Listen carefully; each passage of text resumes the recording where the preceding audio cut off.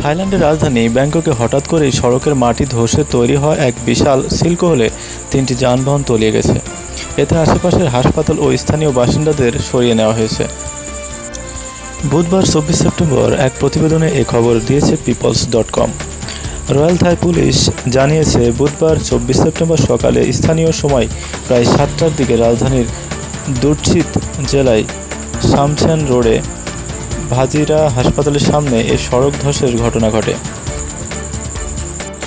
গর্তটির আকার প্রায় 30 by 30 metre অর্থাৎ 98 বাই 98 ফুট এবং গভীরতা 50 মিটার অর্থাৎ 160 ফুট।